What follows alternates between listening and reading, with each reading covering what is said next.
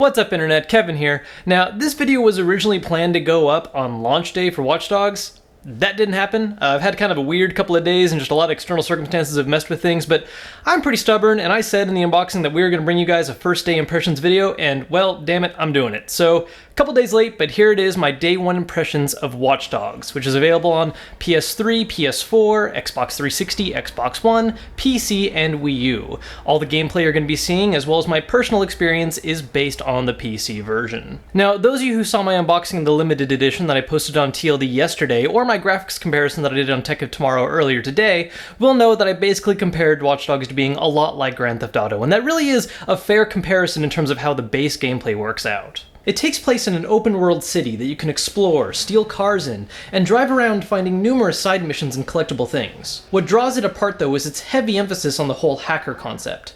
You spend a lot of free roam time just looking at random passerbys, hacking their phones, trying to find new side missions or crimes to stop, maybe make a little extra money, or get unlockable things like songs. There's also the big difference, of course, in that GTA has your main character take on the role of being a criminal or a thug, while Watch Dogs places a heavy emphasis on being a vigilante. Most side quests involve stopping crimes, like muggings or assault, and there is a reputation system involved with how the city sees you, based on how much crime you stop, commit yourself, or whether or not you use lethal means to solve problems. Gunplay even incorporates this, as you are allowed to non-lethally handle enemies by shooting them in just the right spot, for instance, targeting kneecaps rather than the head or the heart, which the game considers a relatively good act. Sure, they're crippled for life, but at least they're alive. Now, one thing I really do like about Watch Dogs so far is that there are a whole bunch of different progression systems going on all at once. Completing missions and taking down enemies will earn you experience, which then gives you skill points that can be spent on improving your shooting, hacking, driving, and crafting skills. And there's an entirely separate progression system based on just completing side objectives, unlocking new weapons, or giving you passive bonuses. As far as the core gameplay feels, the gunplay is pretty much what you'd expect in a third-person free-roam shooter. Stealth mechanics are solid, giving you numerous ways to distract or remotely beat guards using cameras and electronics,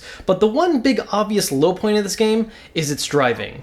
Car physics are just silly. Vehicles are somewhat awkward to control, and whatever you yourself are driving will normally be pretty much invincible compared to other cars, freely ramming through them, street signs, and even barely slowing down when getting in a head-on collision. Then there's the multiplayer, which admittedly I don't have a ton of experience with just yet, mainly due to the fact that Uplay has been going up and down, which basically makes multiplayer unplayable. I was able to get a couple matches in on the first day, and basically my impression so far is that it's something very similar to Dark Souls, where the game is still a single-player game for the most part, but there's multiplayer components that are integrated into it, where you can basically invade other players' worlds to hack them while they try to identify you. Now, the last thing I want to touch on really quick are virtual trips. These are little mini-games that are built into Watchdogs that have their own set of rules, and for me personally have really been some of the most fun parts so far, especially one in particular, Spider Tank. Spider Tank is a game where you just run around the city in a giant spider mecha blowing stuff up for the highest score possible, which honestly I just found to be way more fun than the base game so far.